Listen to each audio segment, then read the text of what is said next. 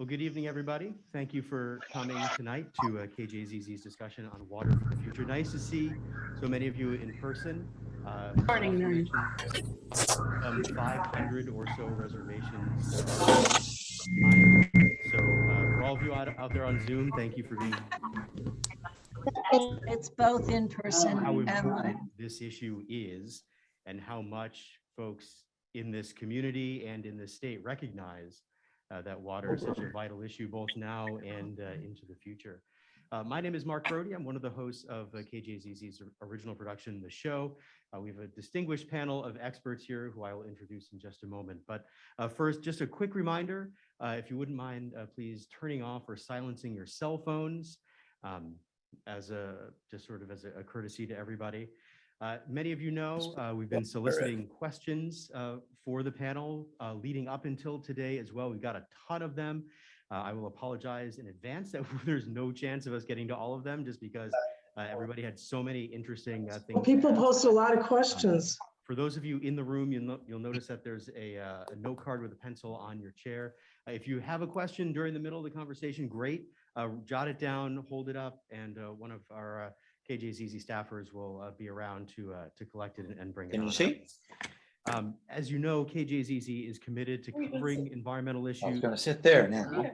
This conversation tonight is just a prelude to much more in-depth coverage of the state's water issues over the next 9 months or so. Water is such, as I mentioned, a complex, it's an important issue. We clearly will not get to everything tonight. There's no way we can cover everything related to water. We could be here for a month and not do it. So as we say in the radio biz, stay tuned for a lot more on this important issue coming up. Also, just as a note, tonight's panel is being recorded. It'll be available on our website tomorrow. There's a special website for our water coverage. It is water.kjzz.org. I'd also like to take just a moment to thank our sponsor for this evening. Tonight's discussion made possible by the Walton Family Foundation. It brings people together to find solutions to protect and conserve water in the face of climate change. And also the Walton Family Foundation's Colorado River Initiative supports the sustainable management of the Colorado River. You may have heard some of that reporting on air. We've had a number of stories from that collaboration. KJZZ has been a part of the Colorado River reporting project for a few years now, and no doubt there will be much more to come on that. So let me introduce our guests for tonight. Let me start with Kathryn Sorensen, Director of Research at the Kyl Center for Water Policy at ASU's Morrison Institute for Public Policy. Also former, you ran for how long did you run Phoenix's water department? About 7 years. 7 years, okay. Dave Roberts, third down there, is the Associate General Manager and Chief Water Resources Executive at Salt River Project. We're also joined by Republican State Representative Regina Cobb. She represents District 5 in the Arizona House. She's from Kingman and is chair of the House Appropriations Committee. And at the very end, Democratic State Representative Morgan Abraham. He represents District 10 in the Arizona House. He's from Tucson and serves on the House Natural Resources, Energy, and Water Committee. So thank you to all for being here. Let's give them a peremptory round of applause for being here tonight. Thank you. So this first question I want to ask each of you, because I think you'll each have sort of a unique perspective on this. I mentioned that the fact that so many people were interested in tonight's panel is sort of a evidence of how urgent people think this issue is, that we get a handle on our water supplies, on our water use, on planning our water use for the future. I'm curious how important people think it is in your perspective relative to other things. And Representative Cobb, I want to start with you because you are one of, if not the main budget writers in the Arizona House. So you are familiar with all of the various priorities that your colleagues and constituents and people all over the state have. So what is your sense of just how important people think water is relative to everything else that is important going on now? Well, there is a lot of important things that are going on out there. And especially when I'm looking at the budget, we kind of try to gauge that as much as we can with the members as far as our constituents also. And I think that it ranks right up there, number one or number two.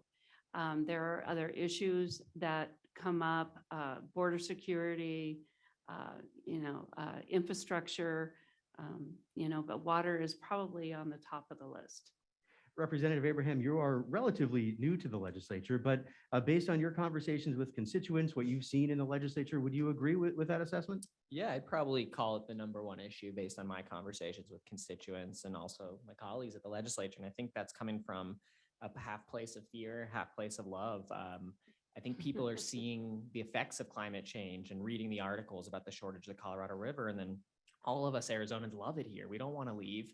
And we need water to continue to sustain our lifestyles. And so my constituents are very, very concerned about the water issue, and they want answers and solutions. Kathryn, what do you think? How important do people think water is relative to everything else? Oh, I believe they think it's very important. And I'm really heartened by that because we need a lot of voices in this conversation. We need a lot of people to be active and to collaborate together to really address these challenges that are before us, which are monumental. So yeah, I think people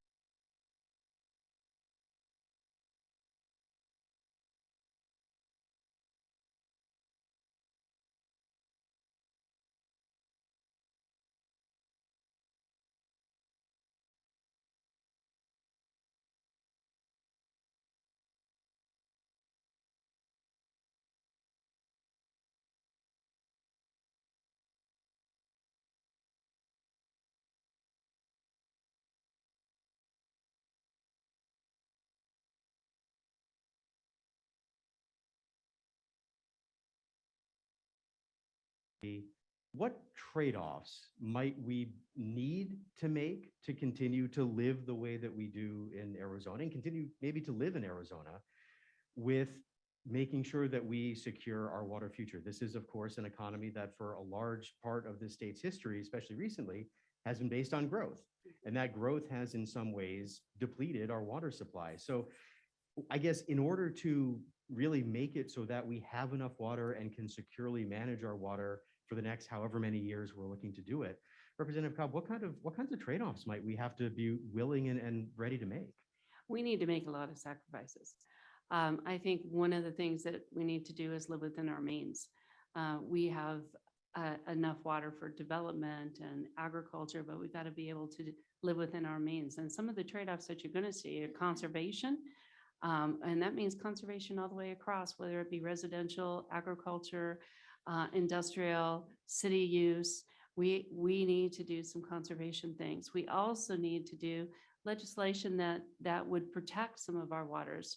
We're talking about putting $1 billion into a fund this year to be able to secure water from outside the state. That's money needs to be placed on there. And that just can't be the state that comes to the table. We have a lot of private water users and a lot of other people that are concerned about water. I think this has to be a collaboration of all organizations coming together financially to be able to secure some of the water things that we want to do. But we also need to pass legislation to be able to protect some of the waters that we have already. We're definitely going to get to the Arizona Water Authority and some of the other legislative stuff in a minute. I guess, Kathryn, I'm curious, and this was another question that we got a lot from audience members and listeners. Can we continue to grow the way that we have? Like, is there a point at which growth here is not sustainable and we can't reconcile the growth with our water? So actually what matters most in terms of our water sustainability and resiliency is really our land use patterns. So it's not so much how many people live here, it's how they live. And if we are really careful about that land use planning, if we plan for denser developments, high-rise developments, developments in the right places with the right native landscaping and the right plumbing fixtures, then absolutely we can continue to grow. And one of the things that's really important to understand is that urban growth, does entail water use, absolutely, but so does everything else that we do. So does industry, so do the mines, so does agriculture. All of these things need a place in our economy. We can accomplish a huge amount by just taking a really careful look at those land use patterns. And with that comes conservation. Dense developments are much more water efficient than suburban sprawl. We need to keep an eye on that.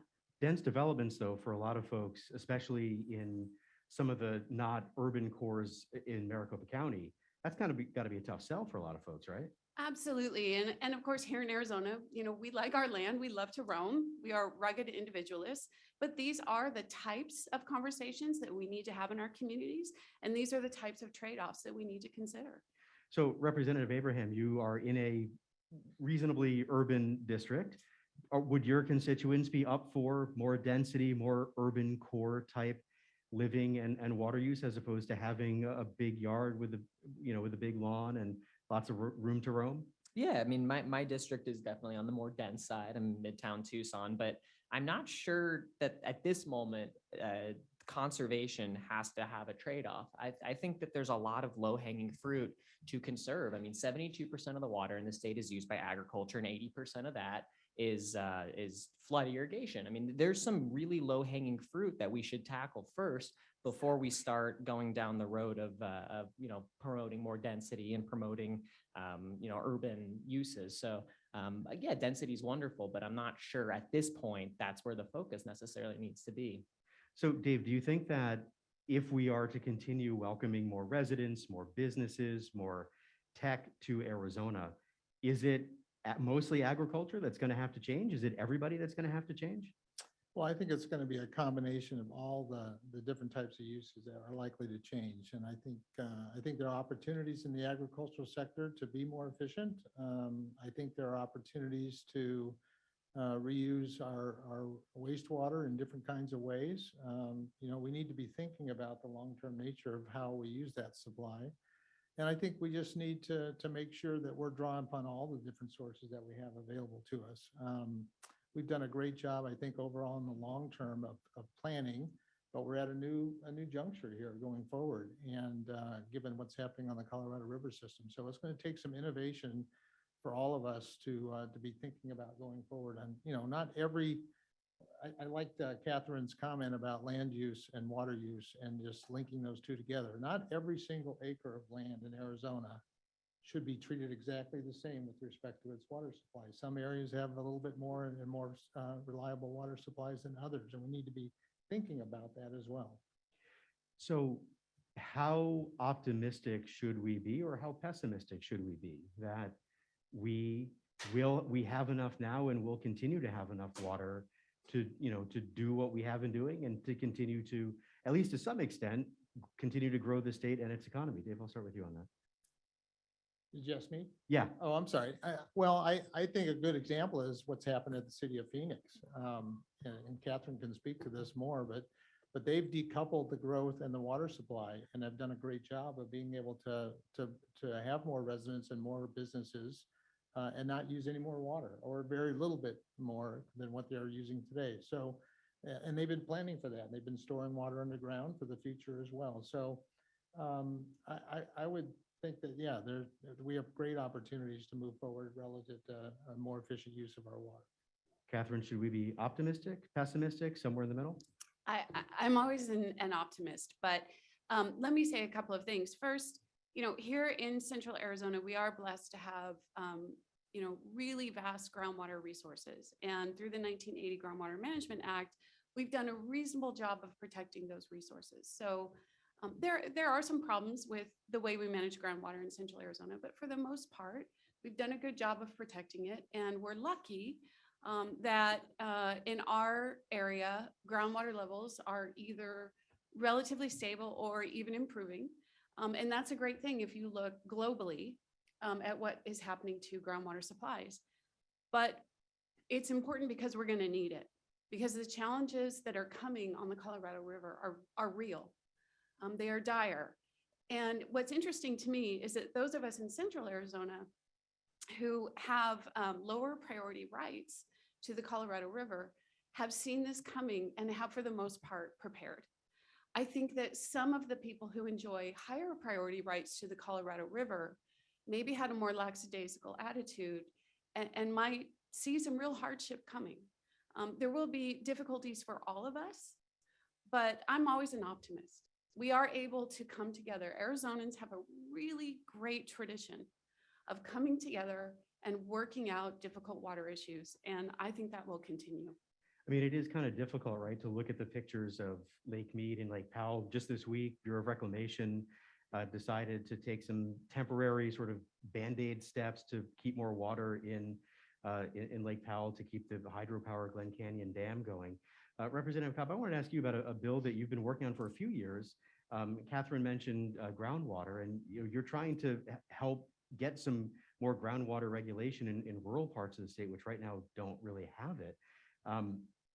The bill, excuse me for saying it this way, the bill hasn't had a lot of success so far, which I know is probably much to your chagrin, but how significant is an issue like that to bring that kind of regulation to more areas than just Maricopa, Pima, the more urban areas? Well, when I started in the legislature 8 years ago, I asked to be on, I'm a dentist, so they automatically put me on health. I asked to be on Ag, Water, and Land, and they said, why would you want to do that? And I said, because that's important to my area. I knew back in 2014, 2015, that was going to be an important issue in our area. And not just in Mojave County, La Paz County, in my area, Coconino County. It is all over in the rural areas. And so when I started with the Rural Management Area Bill, what I wanted to do with it was to create not an AMA, because that seems very unconventional for rural Arizona. Active management area for folks not an in the water active world. management area. Yes, and it seemed very unconventional for rural Arizona. They're the land of the free, and they wanted to be free, but that water was free to everybody. That anybody could come in, and what was happening is you had a lot of hay farmers come in, alfalfa from Saudi Arabia, from California. We had hedge fund groups coming in and picking up land and putting down wells, and there was zero regulation. And so then the concern came. When it hits home, guess what? There's a concern for it then. And it started hitting home with us. Well, this is a rural management area, essentially is from the ground up, brings all of the locals together, county supervisors, your city, your real estate people. If there's a mine, you have a mine in those areas. All those people come together, the farmers, the agricultural people, the ranchers, and decide on how they can mitigate loss on a basin that is at risk. And that's pretty essential right there. That's how it goes. The county supervisors say what basin's at risk, and then this committee would determine what kind of mitigation can happen to make that aquifer healthier. And when it becomes healthy, then they could take it out of a rural management area. I would imagine that. I guess I should ask you, how have some of those farmers, those alfalfa farmers, hedge fund folks from abroad coming in, how is that received in your community? Well, the locals, I would say the local community itself embraced it. But when you looked at the farmers and the agriculture at first, a lot of them did not embrace it. And some of the organized farming groups still have not embraced it. And so we have individual farmers that have seen this happen and ranchers that have seen this happen. We had a study committee over the summertime, and that study committee consisted of all these people. We had votes from the ranchers and the agricultural people on that committee that said, we want to do something. So it's starting to be embraced because of what they're seeing. Representative Abraham, let me ask you about the Arizona Water Authority. I know both you and Representative Cobb have been working on this quite a bit. This is, the governor had proposed this new authority basically to essentially look for new sources of water, manage water. The governor brought it up a little while back, and I know that you guys have been working on it quite a bit. Where does it stand at this moment, and does it seem as though this new agency might be coming online? Yeah, well, let me back up first and I guess build off of what Rep. Cobb kind of said about the RMA bill and tie it into the water authority. And that's the one thing I love about water is that it's not really a partisan issue. And Rep. Cobb's RMA bill is a perfect example of a common sense solution to move the ball forward. And in the context of the water authority bill, the water authority, in my opinion, is designed to augment, bring water in, and then conserve, use water better. And you can't really conserve until you have a foundation to build off of. And I think that's what Rep. Cobb's RMA bill does in parts of the area of Arizona that doesn't have AMAs. It allows us to maintain water and then build off of that through the AMA. So or through the water bill. So, authority. yeah, excuse me. So, yeah, I'm very optimistic that you can see the legislature pass a bipartisan water solution and build off of Rep. Cobb's RMA bill that not only brings more water to Arizona, but that promotes conservation and promotes conservation in a big way. Dave, as somebody who's been in the water management arena for his whole career, as you said, the 1980 Groundwater Management Act is often hailed as sort of the seminal water management bill in Arizona. If there is a new Arizona Water Authority, where do you think that would fit sort of in the pantheon of impactful Arizona water policy? Well, I'm not sure anything's going to replace the Groundwater Management Act. I can tell you that because there's so many good provisions in there that have allowed us to be more sustainable and look to the future to be more sustainable. I think the Water Authority will be a significant development relative to the ability to work with neighboring states and maybe even neighboring countries on solutions for the whole entire region. That's what I think the big benefit of it is to be able to go outside the boundaries of our state, work with others to come up with solutions throughout the Southwest, because it's not only the state of Arizona that is having challenges. Sonora, Mexico has challenges. California obviously has challenges. Nevada does as well. We all do in the Southwest. And so I think it's an opportunity to allow us to work with other states. And that's really going to kind of be the next step within the Southwest, is working together with other states and Mexico as well. Kathryn, let me build on that. We got a question from an audience member asking sort of about the regional cooperation, regional needs that we have. We see in California, for example, counties are cutting back on when residents can water their lawns. The governor has asked people to voluntarily conserve, and it doesn't seem as though that's happening.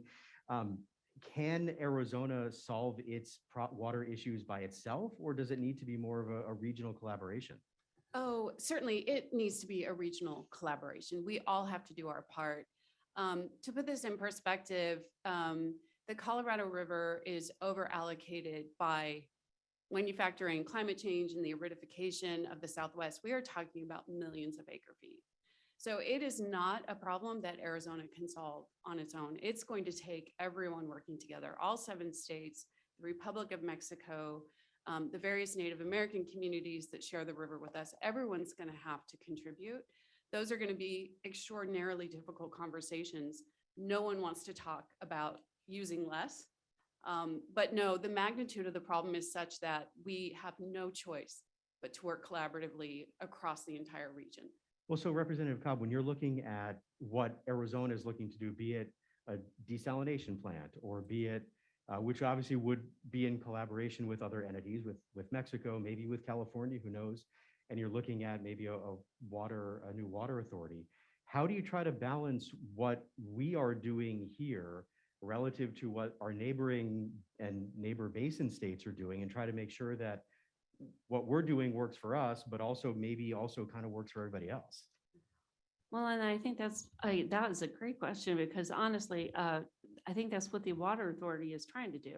I think that's the reason for the Water Authority, is to say, we can't do this alone, and we need some collaboration with other states. If we were to collaborate, let's say with Mexico, and build them a desal plant, which they can do. We have no water to really desal here unless you do brackish water. But we can collaborate with them to do desal, and they can give us their allocation of the Colorado River. So there are some collaborations. We could do the same thing with California. There's things all across our region that I think that we can do. And the Water Authority, I think, is going to be a key piece of that. We just got to get it right. It's not there yet. So Dave, if we're looking to augment our water supply, how does one get more water? Like where do you look for more water? It's a good question. Everywhere. Everywhere, yeah. Certainly. So there are, within the state, we've had periods of time. If you lived here in the 70s and 80s, we had a lot of water coming off that watershed and through the valley here. We have a situation on our own watershed where on the Brodie, we have one of our dams is filling up, one of our reservoirs behind Horseshoe Dam is filling up with sediment, and we're embarking on a process to look at the feasibility of raising Bartlett Dam to be able to capture more of that water off the watershed. So that's one place. That's also supported by getting a healthier watershed with respect to thinning our forests, making them more viable in terms of being a production of water. That's what they're there for. That's why they're called a watershed, because they shed the water supply off of that area. Right now, we have way too many trees on the watershed, and we need to get those forests thinned, which I think in the long run is going to be healthier for the water supply. And also, I think over time, make it a little bit more reliable relative to that. So those are areas there, making use of brackish groundwater wherever we can here in the valley. And Brackish is other basically places. just salty water. Yeah, right? it's very high in what's called total dissolved salts that are in the water itself naturally, and also been added from various things. So those types of things would be part of it. SRP is working with the White Mountain Apache tribe and others to look at the possibilities of actually cloud seeding up in the White Mountains. That's another potential. They do that in other parts of the Western United States. We're still in the early stages of that work with the White Mountain Apache tribe and others. And so those are the types of things that we can do internally within the state. And then externally, it's going to be collaborating with Mexico, California, even the other basin states, I think, as well. Representative Abraham, we've talked a little bit about desalination, and I'm going to put you on the spot because I know you've only been in the legislature, for this year, so this is clearly not something that you are responsible for. But an audience member wanted to know, Governor Ducey made a kind of a big splash in his State of the State speech when he talked about spending $1 billion for desalination. A lot of experts say that's great, except that's a decade out before we actually see any water from that. So is that, without going too much into hindsight, is that something that we should have been looking at in years past? Or is it something that maybe we just look at for the future, maybe through rose-colored glasses somewhat, but also have to do a bunch of other things in the interim? So you mentioned I'm new to the legislature, which I'm very proud of because I'm not, I have plenty of other experiences I can draw on. And one of those experiences is running a business. I own a company, I run a business, and in that company, I have to look at our capital investments and I measure those investments and I look at the rate of return and how much it takes for me to get paid back. And that's the mindset I have on water. And when you look at water and you look at what we're going to spend, when we're going to return that water and how it'll impact Arizonans, there's no question conservation is a better policy in the short term and in the long term. It costs less money. It takes less time. I'm not saying augmentation is not part of the long-term solution, but for now in this crisis that we're in, the best bang for our buck is conservation policies that promote water or better water use now. He talks financially, speaking my language here, so. And conservation, Mr. Abrahams is exactly right. I mean, when we look at this, we got to look at what we can do today and not just what we can do 10 years from now. And it probably would be 10 years from now. I think that people are seeing an urgency for it. And I think it'll be probably quicker than 10 years because of that urgency. But financially, what we got to do now is conservation and look at what we can do to keep our water, protect our water at this point. So Kathryn, we've gotten a ton of questions from listeners and audience members about conservation. And, I tell my kids all the time, take shorter showers, turn the water off when you're brushing your teeth, that kind of thing.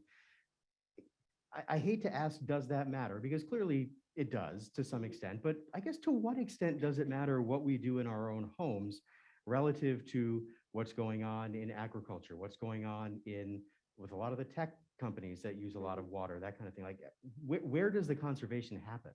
So it all matters. It's all hugely important. In desert areas like ours, the vast majority of water that a single family residential home uses is used outdoors. And we need to do a better job of that. For the most part, we have seen people change in this valley from the use of very lush landscaping to desert adapted, more native landscaping.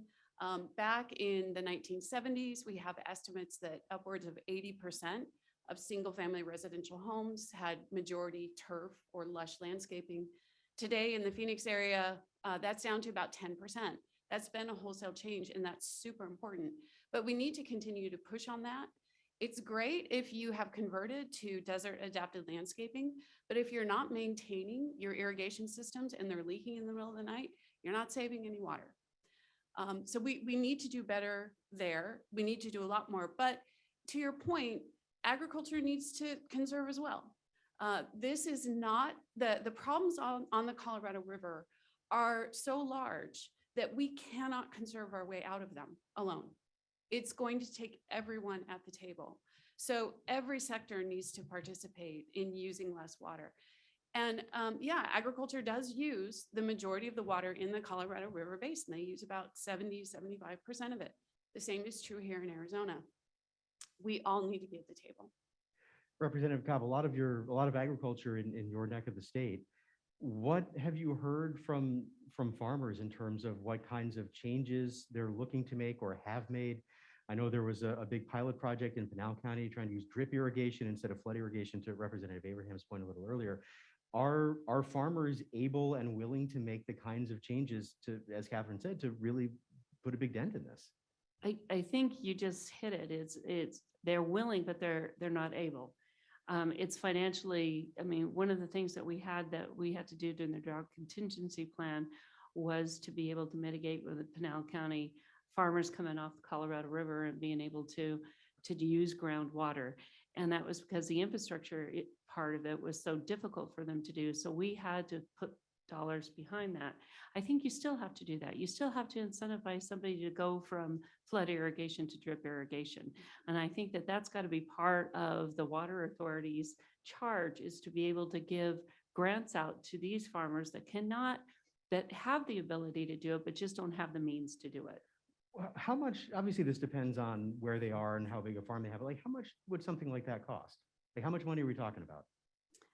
It depends on what kind of farm you're talking about. But I mean, it could be, we did 20 million for Pinal County for their infrastructure to be revamped and for them to be able to utilize the groundwater rather than the Colorado River water. So that gives an idea of what that community needed for that agriculture. It would be the same in, I think, in other areas. And of course, with, you know, the increase in prices of everything and the lack of availability of a lot of these, the infrastructure that they need, the cost is probably going to be double that now. Do you think there is the will among your colleagues at the Capitol to set aside that much money to do this?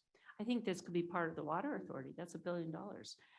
We have a lot of, and then we have put aside, I think there's been several bills that have come through this year, money bills that have different types of augmentation and grant availabilities.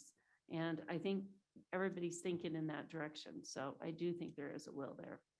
Dave, I want to ask you about the system that you help manage, the SRP system, which obviously has all sorts of different infrastructure involved in it. We've got a number of questions from listeners and audience members about the idea of evaporation and water loss, mostly as it relates to swimming pools and things like that in people's yards. But I'm also kind of curious about, for example, the canal system, the reservoir system. A few years ago, there were some folks in California who were looking at maybe putting solar panels, for example, over that state's canal system to try to reduce evaporation and generate some energy at the same time. You're smiling. I assume that means you don't think that's necessarily feasible here, but is that a concern that the water we have in our infrastructure now is subject to loss? Yes. You know, that's part and parcel with conserving water. And when I say conserving, storing the surplus that's available in those large reservoirs. And there is quite a bit of evaporation there, and that's just part and parcel with water management.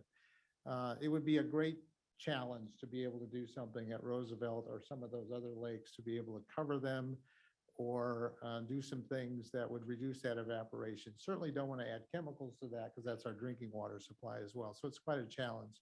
With respect to the canal system, we've had inquiries about how come SRP can't you know, put shade screens or put shades over the canals or even solar panels. And we're actually looking at the solar panel concept. We have to remember a lot of our canal system is within neighborhoods, and we have to take into account the neighbors and what their views are about this as well. One of the things about our system is that that water is moving quite rapidly through the system. And, you know, the estimates that we have of evaporation and loss there are very, very small, 1 to 2% of the entire stretch of delivering that water. So it's moving, it's being delivered, it's being used. So it's not a high evaporation concern at all relative to the canal system itself.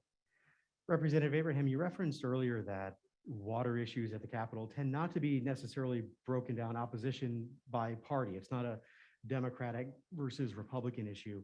I wonder if you're finding it's more of an urban versus rural issue. And I know that you and Representative Cobb are from different parties and from different areas of the state, but are still agreeing on a lot of what we're talking about tonight. Based on your conversations, like, is that kind of where the disconnect is? Because Representative Cobb's bill, for example, is being held up by another Republican, but also a rural Republican. That's correct. I don't see it as rural versus urban. I think water is an issue that affects the entire state, and it's in my opinion, the most important issue that affects the entire state, rural, urban, everyone. The holdups at the legislature are people who think we're in a water problem right now and people who don't. And that's really it. And Rep. Cobb's bill is a reasonable, common sense solution to help alleviate our water crisis. And I think the majority of the members in the legislature support it. And it's not moving yet, but it has the votes in both the House and the Senate. And, you know, when you have a majority, eventually things will happen. So again, it's not a rural versus urban. It's not a Democrat versus Republican. It's people who want to solve a problem versus people who don't. Are there members at the Capitol who don't think there's a water problem? You don't have to name names unless you want to, but I'll let you I answer don't that know if question. you necessarily think that there's people at the Capitol that don't think there's a water problem. There's people at the Capitol that don't want to do anything about it, that think nothing is an option, and doing nothing is not an option. And so that's the difference. And they're concerned about whatever we do, how it's going to affect my neighbor here, rather than how is it going to affect the whole state. It's more on what's in my neighborhood and how is this going to affect me. So I think that's the opposition to the rural management area bill, and not necessarily that they don't think there's a problem, because those are the same people that are working on our water authority and trying to get that $1 billion and trying to figure out where to put those dollars at, hoping, I think, that what Mr. Abraham and I are working on, and a very bipartisan bill, would go away.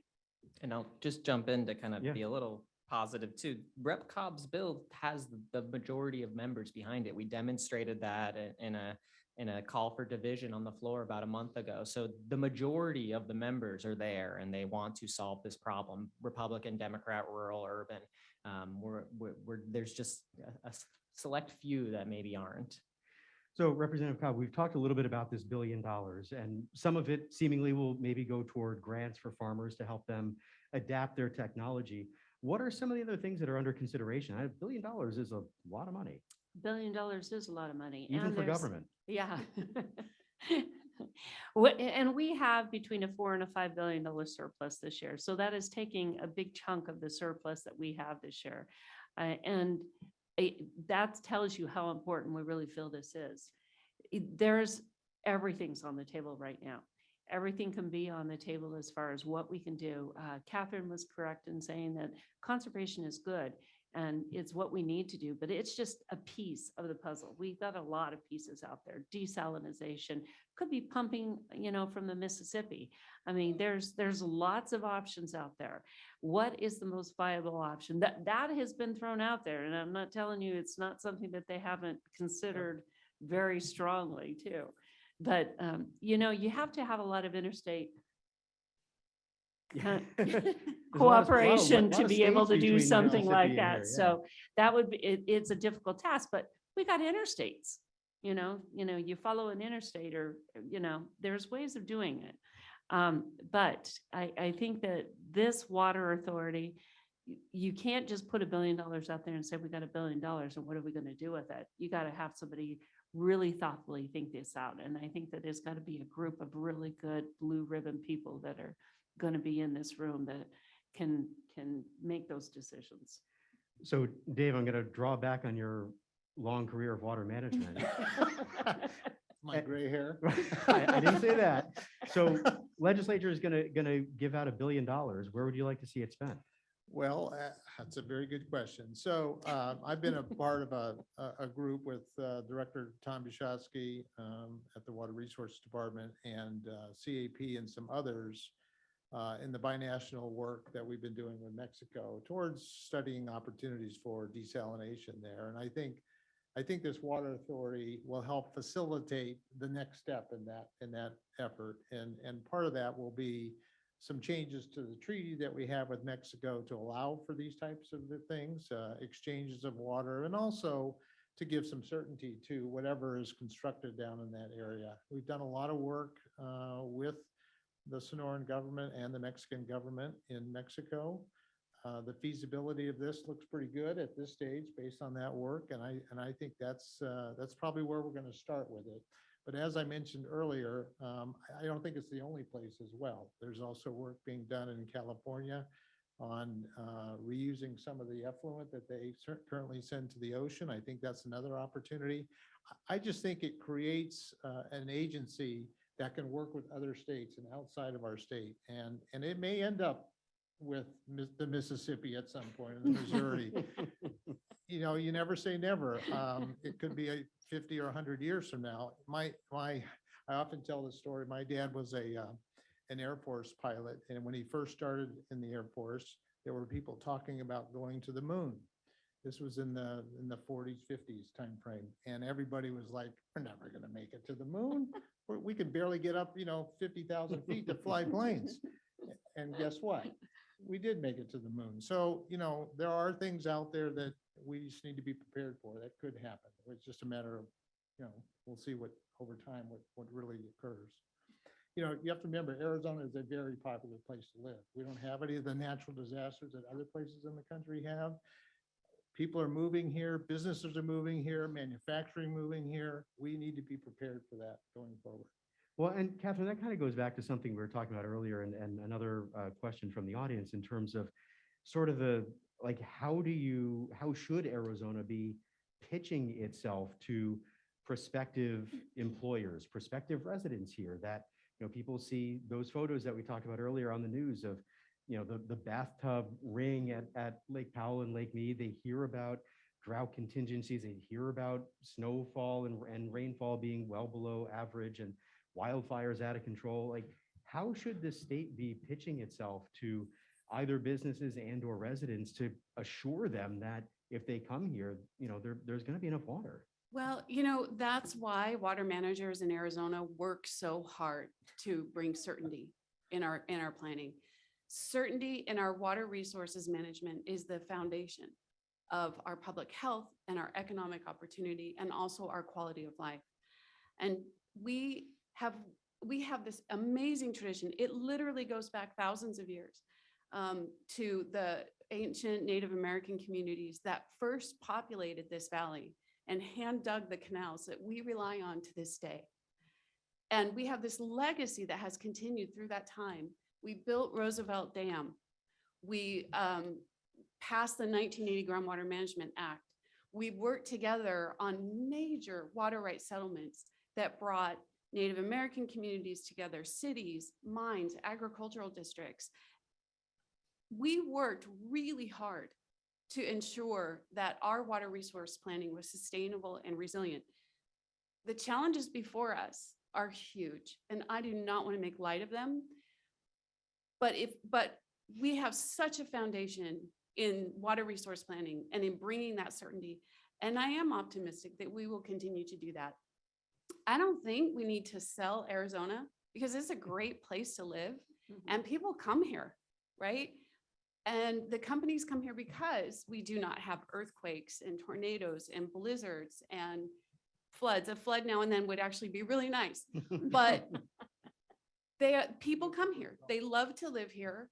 We offer a great quality of life. We must continue to put our shoulder to the wheel and ensure that certainty so that companies, people can continue to come here if that's what they choose to do. So Kathryn, we talked a little bit about augmentation and Dave mentioned effluence. And there are some cities across the state, Scottsdale is one of them, that is working on, and in fact doing, people don't like the phrase toilet to tap, but that is, in some cases, that is kind of what it is, treating wastewater to make it drinkable. And one of the audience members wanted to know, when will that kind of thing be accepted by the public? When does the ick factor go away? Yeah. And I guess I would add on to that, how do we try to sell folks that this is clean, it's safe, it's perfectly fine? You know, let me just burst a bubble for you. You're already drinking it. So we are located downstream of Las Vegas. And I want to let that sink in for a minute, because what happens in Vegas does not stay in Vegas. It comes to Phoenix, it comes to Tucson, it comes to Los Angeles, and it comes to San Diego. So you are already drinking it. And yeah, we're moving in that direction. I know, you know, many of the cities, if not all of them, have plans in the future for direct, you know, reuse of reclaimed water supplies. And that's great, you know, that we have the technology, the water is very safe, it's cleaner than you can possibly imagine. And I think we need to invest more in this area. I think it's actually our future. One of the really great things about how we manage wastewater in the Valley of the Sun is that we have done it in a relatively centralized way. And that means that we have these large plants and a large amount of reclaimed water that's available for various beneficial uses, including drinking it. And I think that absolutely is the wave of the future. I think you'll see it in, I would venture to say, the next 5 years. Really? Absolutely. So how do you sort of get beyond people thinking about where that water has been? Because that's got to be a consideration, right? People Yeah. don't want to drink what they know has been toilet water, right? You know, I don't know the answer to that question. I am not a PR professional. But I will tell you that it's just what we're going to need to do. And I think that when it's necessary, you know, people will get used to it. Absolutely. When it's necessary, and recognizing that we do, as Kathryn said, you know, Las Vegas dumps a lot of reclaimed water into Lake Mead. And as Lake Mead shrinks, guess what? The percentage of that in Lake Mead goes higher. So be thinking about that as we go along here. You're already doing it. It's just a matter of education that it's already exists today. It will probably move in a situation where that effluent is mixed with other sources. It's not going to be a directly, you know, toilet tap and you're drinking it. It's going to be mixed with other sources. And so, you know, we have to recognize that it already exists today. Representative Abraham, I'm going to ask both you and Representative Cobb about this, because when we talked about the bill that Representative Cobb sponsored for the rural management area, she mentioned like people wanting to be free, not having a lot of regulation, that kind of thing. Do you think that Arizona or any of its cities should there be more rules in place for how residents and how much water residents can use, how much water businesses can use, where we're getting our water, anything like that? Like, does the state need in general more regulation or maybe just more education? I'm not sure regulation is the word I would use, or even rules, but what it is it's stability. I mean, that's what an AMA provides for my region, Pima County, Maricopa County. It provides the stability and the foundation to really grow and, you know that when you invest in this community, there's going to be enough water. And I think that's a disadvantage that rural Arizona has right now, is that they don't have the foundation, the RMA that Rep. Cobb is proposing. They don't have any sense of the future or investing in that community and knowing that there's a solid foundation of water management. So, you know, your question, it's not regulation, it's not rules, it's stability, and it's us providing a future for the areas that we oversee. And I think it's an advantage. It's an advantage that Pima County has. It's an advantage that Maricopa County has. And I'd love to see those same advantages be passed on to the rest of the state. Representative Cobb, when you talk about conservation though, I mean, people sometimes do the right thing on their own, sometimes they don't. We got a lot of questions from audience members about particular appliances in homes, shower heads, toilets, lawn irrigation, yard irrigation, things like that. Will Arizona need to put more rules in place to make sure that we're actually conserving as much as we need to conserve? Well, I would have to agree with Mr. Abraham. It's not rules necessarily. I think that you give guidance, education, just what you said. There's education is probably one of the most important things. Sometimes people don't know that, like their water dripping in the middle of the night is a big problem. They think they got drip irrigation and they've got conservation. They don't realize how much they're really losing when they go through that. But the stability he was talking about, and one of the things that rural Arizona has had difficulty with, and I think is with our growth, the stability of new businesses coming in there. I think we could sell this. I mean, once you have a certain type of stability with your water, then companies coming in feel like, hey, I can invest and it's going to be there for 100, 200 years. And that's what we want to give them. Kathryn, that kind of goes back to what you were talking about earlier with certainty, right? Yeah, and I just wanted to jump in real quick on regulations because that is a very common question. People have very strong feelings about how other people use water, right? And so when I served as Phoenix Water Director, I got that question a lot. Why don't you have mandates? Why don't you have additional regulation? And one of the things I want to say to that is that there's a lot that you can do with pricing signals. Regulation and mandates, that is one public policy tool. Absolutely. It's a tool in the toolbox, but there are other tools as well. And of course, I'm an economist, so I run around with a hammer and I think everything looks like a nail, but pricing signals can really do a lot. And let me give you a great example of that. In the city of Phoenix, we actually charge more for water in the summer than we do in the winter. If you want to have a lawn, it's not against the law. You can have a lawn, but because Phoenix charges more for water in the summer and lawns need a lot of water in the summer, you're going to pay a hell of a lot of money for that lawn. And guess what? People make the decisions that are best for them and their families. And for the most part, over time, that has meant a drastic reduction in the amount of turf and lawns that you see in the city of Phoenix. So I think that there are a lot of tools in the toolbox. Mandates are one, but there are others, and they can be just as effective, if not even more. So I want to ask you about pricing. I'm glad you brought that up because I remember you telling me years ago about how Phoenix raises the price of water in the summer. It goes back down in the winter. And you saying at the time that you saw people use less water because it's more expensive. I wonder though, like how closely do you think people pay attention to how much water they're using relative to like the unit of water that they're using per the amount that they pay? For example, like people, we all know how much we pay for our utility bill every month. But I think when people turn the light on in the room, they're not thinking, okay, this is X number of kilowatts per hour. This is how much it's going to cost me to have the light on in this room. Like, do we need to get to a point where people really think about, I'm using this much water and this is how much it's going to cost me for this particular use? You know what? I can tell you from the changes in behavior that we saw over time at the city of Phoenix that they absolutely do think about it in those terms. People, as the price of water has become more expensive, people absolutely have changed their behavior and use less. And that's great. That's what we want to see. Now, I want to be careful to add that it is really important to be sure that water rates in particular are designed also for affordability. And it is possible to design both to provide a conservation signal and to ensure affordability for those who are less fortunate. And the way that you do that is you make sure that your fixed charge, the monthly charge that you pay, no matter how much water you consume, that it's very low because that enhances access. And then in addition to that, you can include what's called an allowance or a lifeline amount of water within that fixed charge so that people who are less fortunate can still afford the water bill, but those who consume relatively more pay more. And that sends that conservation signal. So there's a lot that you can do with that. I can only tell you what we saw in the numbers, and absolutely people do respond. Really? I think that's really interesting that people do that. Mm-hmm. Dave, I want to ask you sort of a big picture question.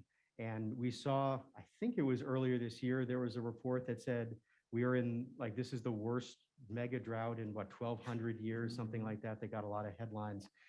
I guess that, to me, that raises the question, and some audience members asked as well, is this the new normal? Like, can we even really say this is, like, we are in an X number of years drought? Is this just how it's going to be going forward now? Well, I think in some areas that might be true. I can tell you on the work that Salt River Project's done with respect to its watershed, that the natural variability that we've seen from all of our tree ring studies with the U of A and others shows that we go in these cycles of 30 to 60 years. We're within SRP's watershed, it's been about 24 years, 25 years. So that's what we've seen in the past. That's what the sort of the projections show as well, that we'll move into a more a kind of a wetter period here, at least with respect to our watershed. I'm not sure what's going to happen on the upper Colorado River system, given just how different that is compared to our system here in the Arizona.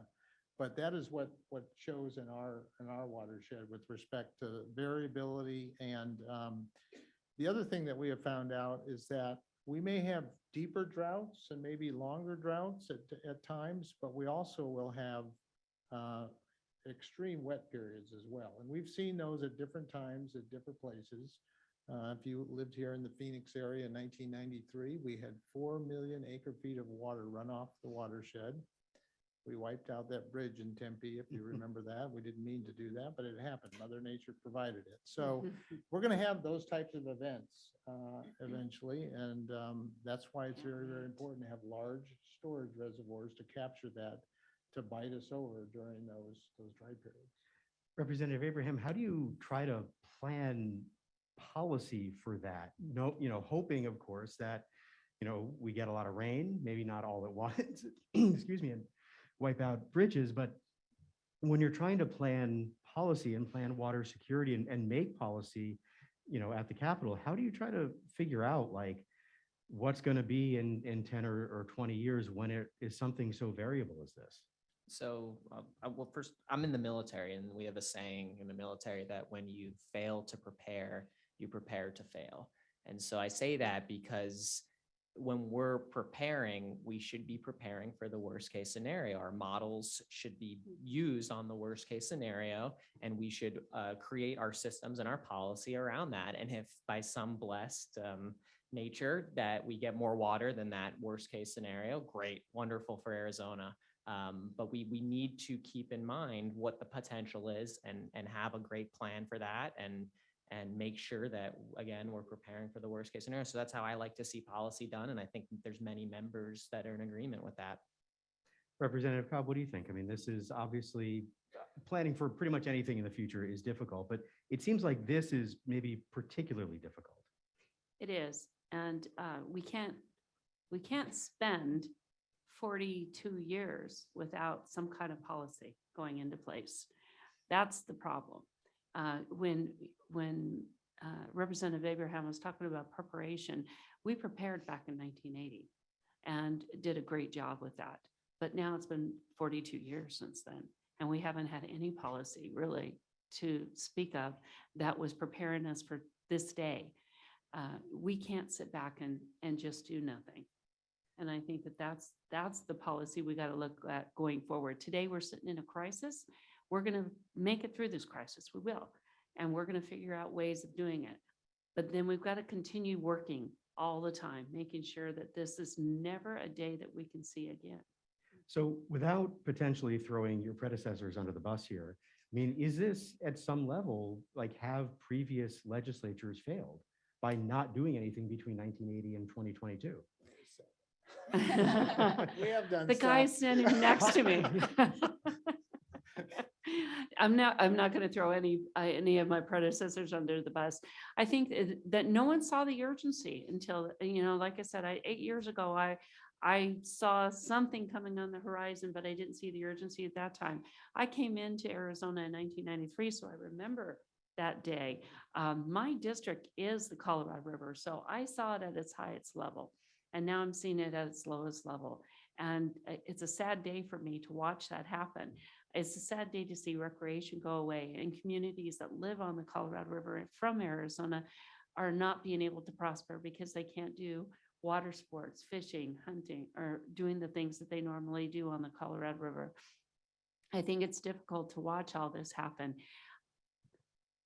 when you're in the middle of Central Phoenix and you're in an active management area and you don't see that, I don't see that they see the urgency in it yet. And so I think when all legislators have the same vision and they all could look at it and say, we are in a dire straits right now, that's when things are really going to get done. Dave, apologies, didn't mean to throw SRP under the bus either here. Clearly, you guys have been doing a lot of work. I was Well- mostly thinking about, we talk so much about the 1980 Groundwater Management Act and how not a lot of new policy has come from the legislature in that time. No, I disagree. I think there has been a number of important pieces of legislation that's occurred since then. Some of them are smaller water management programs, like the water exchange law that a lot of people don't understand or probably not aware of. That's been very helpful in being able to share water supplies among water providers in Arizona. In 1994, we passed the statutes that created the Arizona Water Banking Authority. And the Banking Authority has been very, very successful over the years in storing water underground for this very time when we have shortages on the Colorado River system. 2007, we were part of the guidelines that set up the operations for Lake Powell and Lake Mead as well. So there have been a lot of other things. We've done tribal water settlements throughout this entire period as well that has added certainty to the water supply across the state. So there's been a lot of things. There are And I other probably things. should have said significant. And again, As significant and I as think the Water Authority will be another measure that Yeah. will expand, I keep saying this, expand our opportunities to work with others, because it'll be an agency dedicated to that, for that purpose, that we don't have right now. And then I can say SRP's done quite a bit as well, just in the expansion of, and we work with the Valley cities in the expansion of Roosevelt Dam during that period, building infrastructure to store water underground, things of that nature. So, Kathryn, I want to ask you about a group that we haven't really talked about that seemingly will play a really, really major role here. And that is Native American tribes.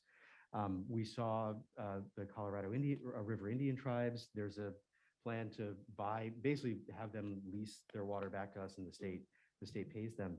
How significant a role do Arizona's tribes play in whatever solutions we come up with? Oh, their role is huge and unbelievably important.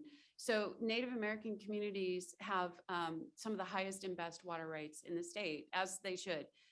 Western water law is based on first in time, first in right, meaning that if you were here first, you get to call dibs and you get all the water.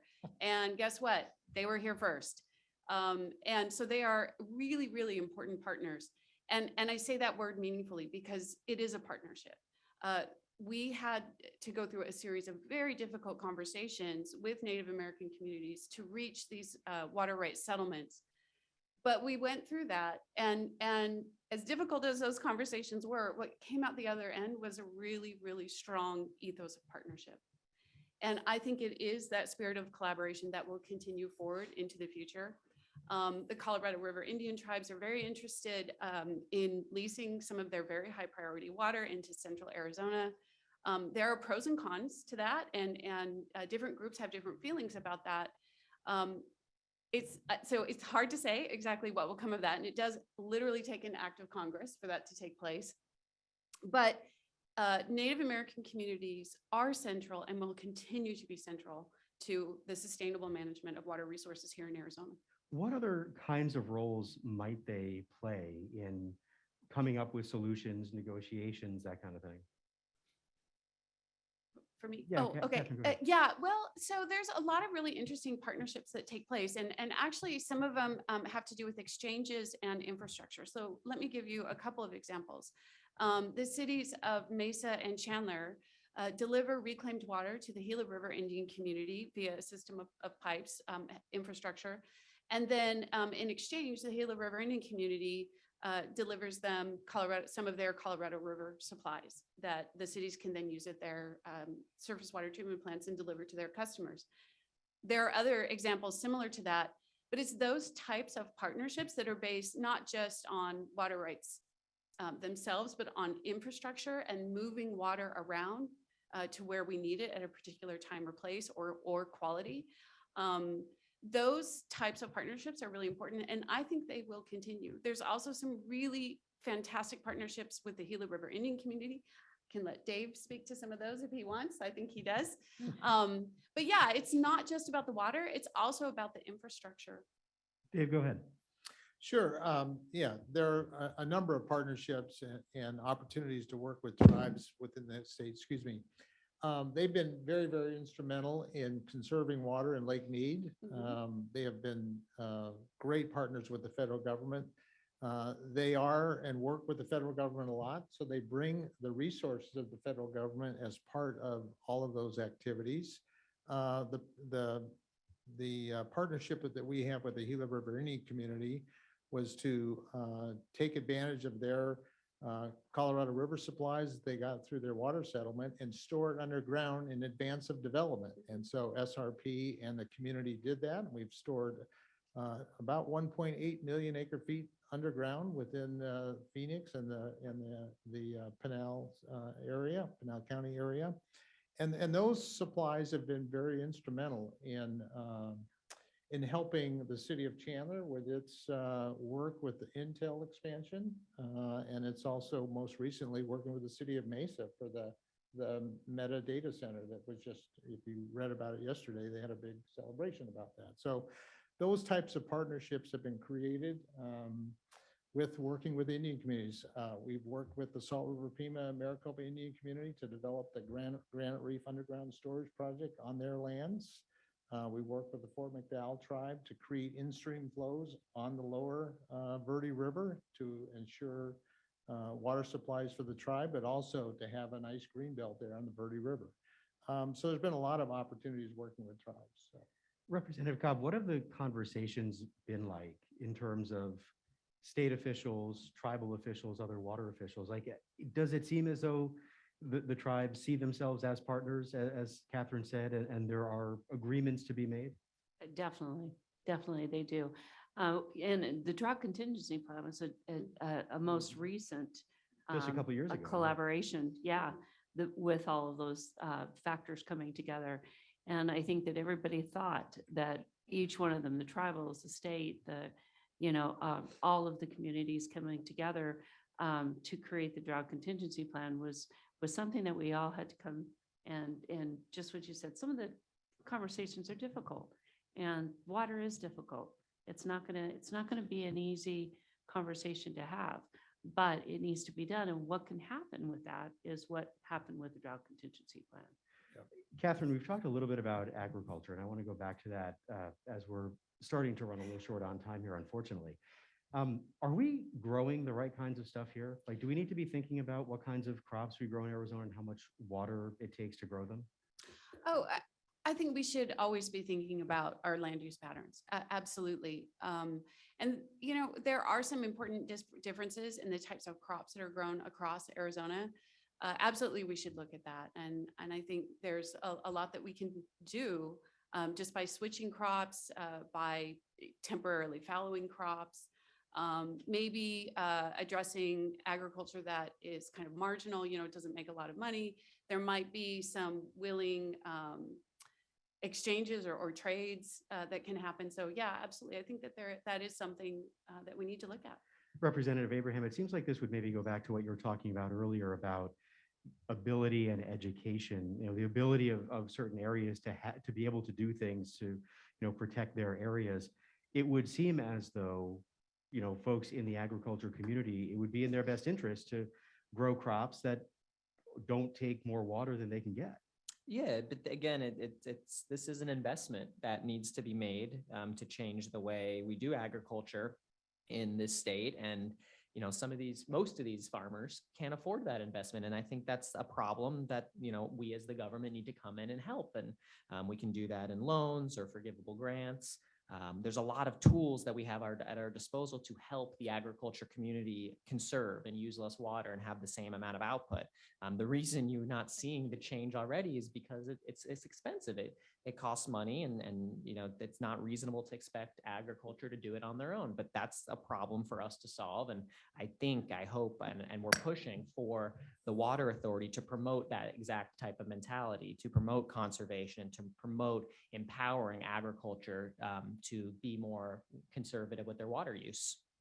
So a question from the audience that we got this evening is, if this Water Authority, for whatever reason, if it doesn't happen, if money to get working on a desalination plant doesn't happen, how far further behind the eight ball potentially does that put us? Like, obviously planning needed to be done yesterday. I think pretty much everybody would agree.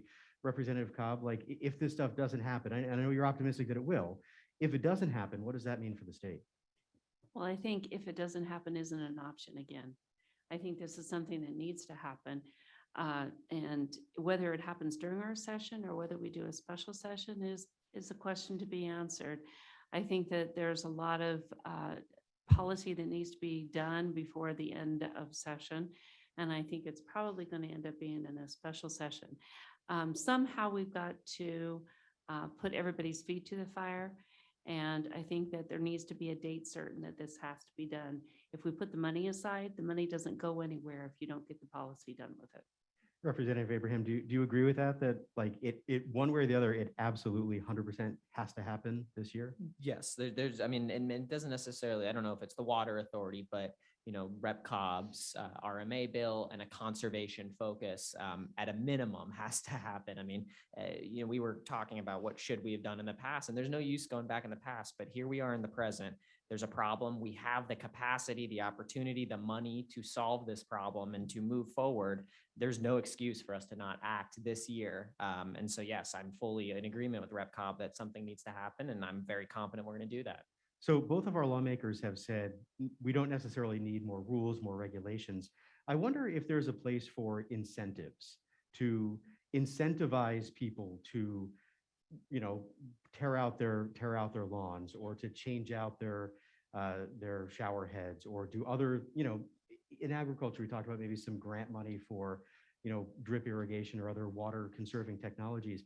I wonder, like, on the residential, sort of the average person water user side of this, is there room for incentive? I have to jump in here just because I represent Tucson, Pima County. In my opinion, we are the leader in the state at incentivizing our residents to conserve more water. So I'm an affordable housing builder. That's what my business is. And when I do a new affordable housing development, the city of Tucson Water incentivizes me to use low use utilities, toilets, appliances. They provide a grant to incentivize me, and I in turn react to that incentive, and everyone wins. Tucson uses less water.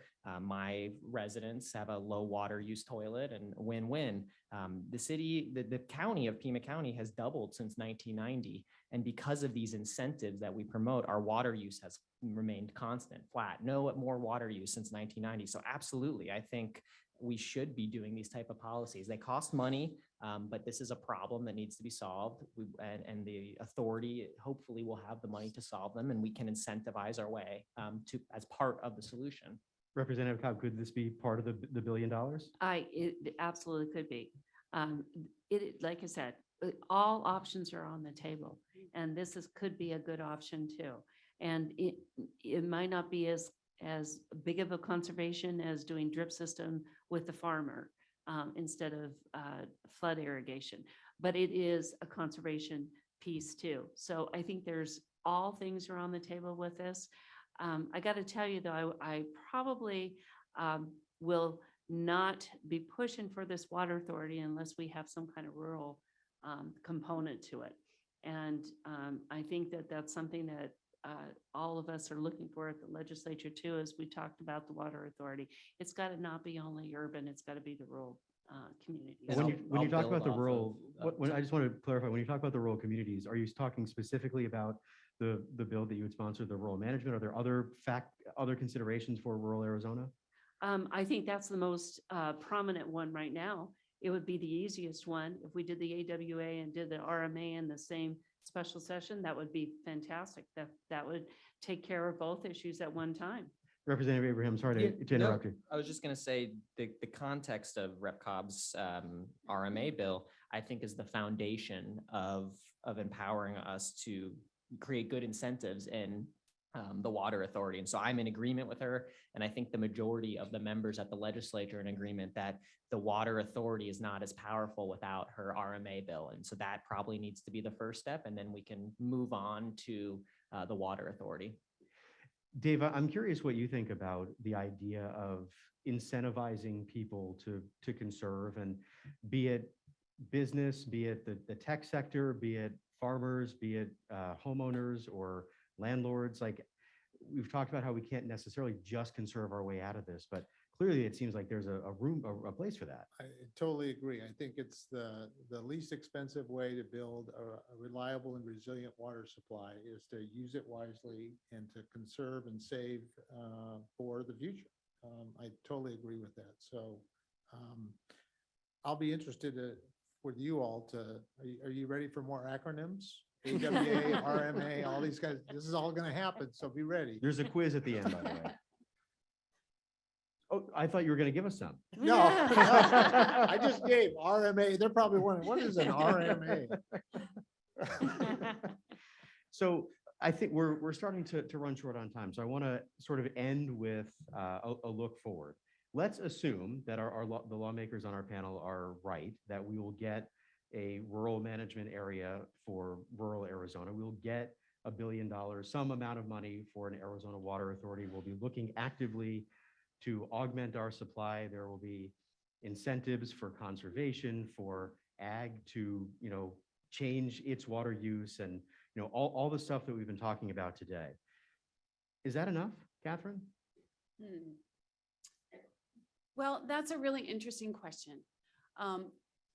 I am optimistic about our future, even though the challenges on the Colorado River are so great. But the reason that I'm optimistic about it is that we have the ability to collaborate and talk, and we have a really strong foundation of that. Will it be enough?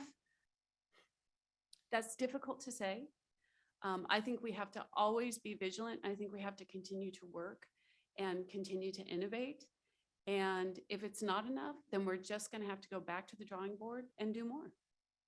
Dave, I want to ask you as well if you think it's enough, but I also want to ask you, assuming that all that stuff happens, where does that put Arizona in a year, in 5 years, in 10 years?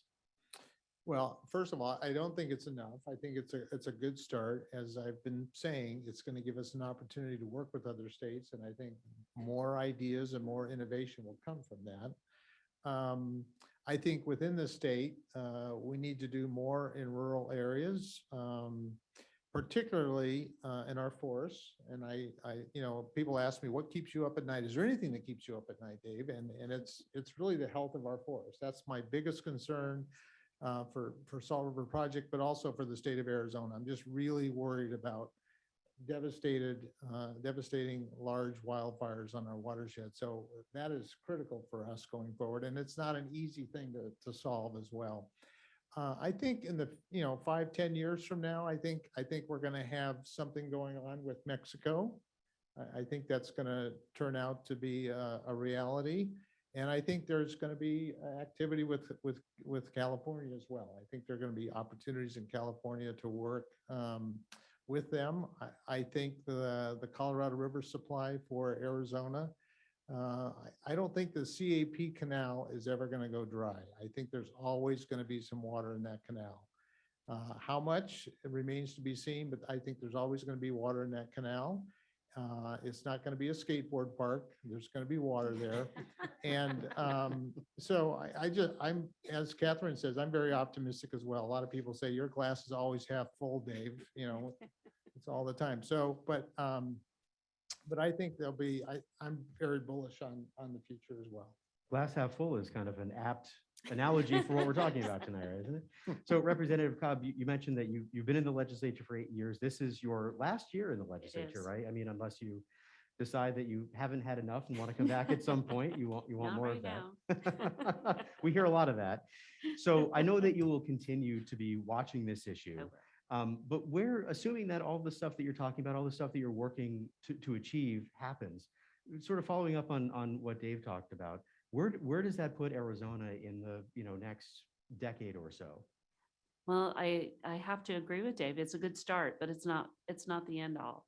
And that's why I'm happy to see some legislators that are really stepping up and taking the lead on this behind me, because I think that that's going to be important. Mr. Abraham is down there, and he could see what we want to do as far as starting, but he could see what happens if you have apathy. And so I think that when we have legislators that are empowered and can move forward with what we've already started and what we can do today, I think it's going to make a big difference. So Representative Abraham, let me end with a question for you, because you are, as Representative Cobb said, you are looking to continue to be at the legislature in future years. Is there a danger, do you think, that if $1 billion for an Arizona Water Authority, if a rural management area happens this year, if there might be start of work on a desalination plant, is it possible for your colleagues to sort of get complacent and say, okay, we did what we needed to do, and maybe not take it as seriously as it needs to be taken, especially in the short term? Absolutely. We already have colleagues that aren't taking it as seriously as they maybe should. So I think there's a huge risk that after we do something big and bold and something that promotes conservation, there might be some people that say, job well done, let's move on to the next thing. But I think that's our job as legislators, is to keep beating the drum and saying this is not solved. We need to keep promoting conservation. We need to look more for new water supplies 10, 20, 30 years from now. So if I'm doing my job right, and if the voters will have me in the legislature and keep electing me, I will make sure I keep beating the drum that this is a huge problem and a huge priority. And it's something that the legislature should be focused on from now until, 10, 20, 30 years from now, every year, analyzing, focusing, and making sure that we're putting ourselves in the best position possible. Okay, I know I said that was the last question. I have one more. I promise this is the last one. And Representative Cobb, I want to ask you, based on your time in the legislature, there was a lot of congratulations for you and your colleagues when the drought contingency plan passed a few years ago. Was that an issue that your colleague kind of got complacent? They say, we did this huge thing. It was a necessary thing. We got together, bipartisan, we did it, urban, rural, Democrat, Republican. And was there sort of a sense of taking the state's foot off the gas a little bit? I think there was a relief for a very short time. And once we realized, yeah, this was a good thing to do, but it's, oh my gosh, it's not the end all be all. We need to do a lot more. I think it was a relief, and it was just kind of a high at that point, and then, oh my gosh, we got to get back to work. You got to ramp back up again, right? Back to the table. We got back to the table again.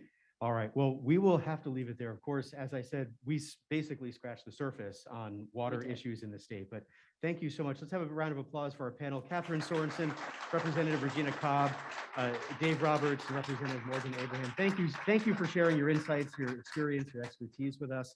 Also, again, a big thanks to the Walton Family Foundation for their help tonight, their commitment to the sustainable management of the Colorado River, for sponsoring tonight's event. And just a quick reminder, the video of this panel, if you just can't get enough of it, or if you missed any part of it, it will be online tomorrow, water.kjzz.org.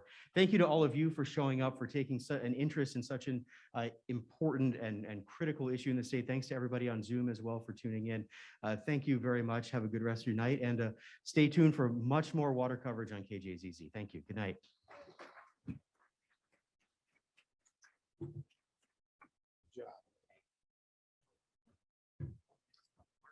It's easy for me.